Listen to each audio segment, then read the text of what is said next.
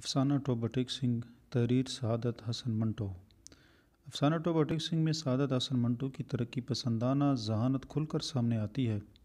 اس افسانے میں بظاہر تو ہندوستان کی تقسیم اور پاکستان کی علیحدگی پر پاگلوں کی زبانی تبصرہ کیا گیا ہے، لیکن اصل میں آزادی کی تحریک کا کھل کر مذاق اڑایا گیا ہے۔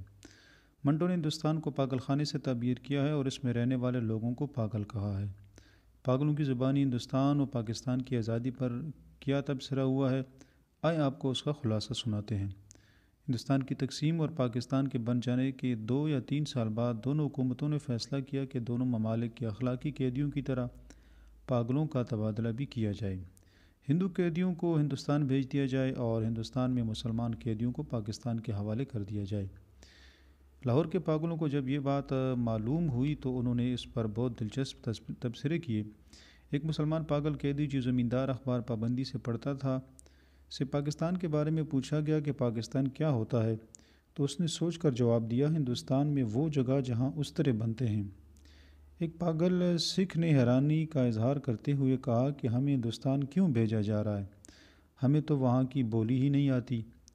پاگل خانے میں ایسے لوگ بھی تھے جو پاگل تو نہیں تھے لیکن قتل کی واردات کی وجہ سے پاگل پن کا ڈرامہ رچائے بیٹھے تھے اور پاگل خانے میں پناہ لیے ہوئے تھے۔ ان کا خیال تھا کہ محمد علی جناح نامی شخص نے مسلمانوں کے لیے ایک الگ ملک بنایا ہے، لیکن یہ نہیں معلوم کہ کہاں بنایا ہے۔ ایک پاگل ان مسائل کو سن کر زیادہ پاگل ہو گیا اور درخت پر یہ کہہ کر چڑھ گیا کہ نہ وہ ہندوستان میں رہے گا اور نہ پاکستان میں، وہ تو درخت پر رہے گا۔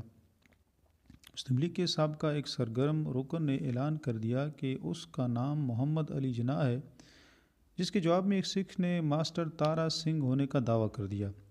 اس سے پہلے کہ خون خرابے تک نوبت پہنچتی، دونوں کو علیحدہ علیحدہ بند کر دیا گیا۔ سب سے دلچسپ داستان ایک سکھ قیدی کی تھی جو 15 سال کے عرصے میں ایک بار بھی نہیں سویا تھا اور عجیب قسم کی بولی بولتا تھا۔ اوپر دی گڑگڑ دی انیکس دی بیدیانہ دی مونگ دی دال آف دی لالٹین۔ پاکستان کے بارے میں جب اس سے پوچھا جاتا تو کہتا، اوپر دی گڑگڑ دی انیکس بیدیانہ دی مونگ دی dal of the Pakistan government.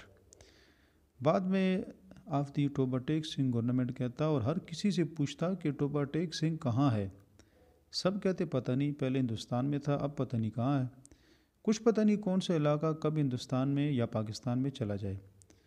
اس سکھ کا نام بھوشن سنگھ تھا جو ٹوبہ ٹیک سنگھ کا ایک بڑا زمیندار تھا۔ پاگل پن کا دورہ پڑا اور یہاں آ پہنچا۔ اس کے رشتہ دار مہینے میں ایک بار اس سے ملنے آتے، واحد اسی ملاقات کے دن وہ نہاتا دھوتا تھا۔ اس کی چھوٹی بچی بھی تھی جو باپ کے بغیر جوان ہو گئی، لیکن اس کا باپ اسے پہچانتا نہ تھا۔ ہر دفعہ بھیگے آنسوں کے ساتھ اس کے سامنے بیٹھی رہتی۔ تقسیم کے بعد وہ لوگ ہندوستان چلے گئے اور بھوشن سنگھ کی دنیا مزید اندھیر ہو گئی۔ ایک پاگل جو خدائی کا دعوے دار تھا، اس سے بھوشن سنگھ نے ٹوبہ ٹیک سنگھ کے بارے میں پوچھا تو اس نے کہا لگا کر کہا کہ ٹوبہ ٹیک سنگھ کو ابھی ہم نے حکم نہیں دیا، لہٰذا وہ کہیں بھی نہیں ہے۔ بھوشن سنگھ نے غصے میں آ کر اس سے کہا، اوپر دی گڑگڑ دی انیکس دی بیدیانہ دی مونگ دی دال آف واہ گرو جی دا خالصہ اینڈ واہ گرو جی کی فتح، جو بولے سو نہال، ست سری اکال۔ ایک دن بھوشن سنگھ کے گاؤں کا ایک مسلمان فضل دین جو بھوشن سنگھ کا دوست رہ چکا تھا، اس سے ملنے آیا۔ اسے اس کے گھر والوں کی ہندوستان جانے کی خبر دی۔ بھوشن سنگھ نے اس سے ٹوبہ ٹیک سنگھ کے بارے میں اس سے پوچھا کہ وہ ہندوستان میں ہے یا پاکستان میں۔ فضل دین نے کہا کہ پاکستان میں ہے۔ اس کے جواب میں بھوشن سنگھ نے کہا، اوپر دی گڑگڑ دی انیکس بیدیانہ دی مونگ دی dal of Pakistan and Hindustan of در فٹے منہ۔ قیدیوں کو جب ہندوستان کے حوالے کیا جانے لگا تو بھوشن سنگھ نے ہندوستانی سپاہی سے پوچھا کہ ٹوبہ ٹیک سنگھ کہاں ہے۔ اس نے کہا پاکستان میں۔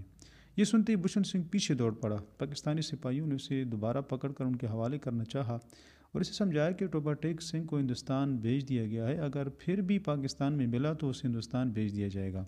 لیکن بھوشن سنگھ نہ مانا اور ایک جگہ ڈٹ کر سوجے ہوئے پاؤں پر کھڑا ہو گیا۔ چونکہ بندہ بے ضرر تھا اس لیے اسے کچھ نہ کہا گیا۔ اگلے دن سورج نکلنے سے پہلے بھوشن سنگھ کے منہ سے فلک شگاف چیخ بلند ہوئی۔ سپاہی دوڑے ہوئے اس کے پاس آئے تو وہ مر چکا تھا اور اس کی بے جان لاش ہندوستان اور پاکستان کے درمیان بارڈر پر پڑی تھی۔ شاید یہی اس کا ٹوبہ ٹیک سنگھ تھا۔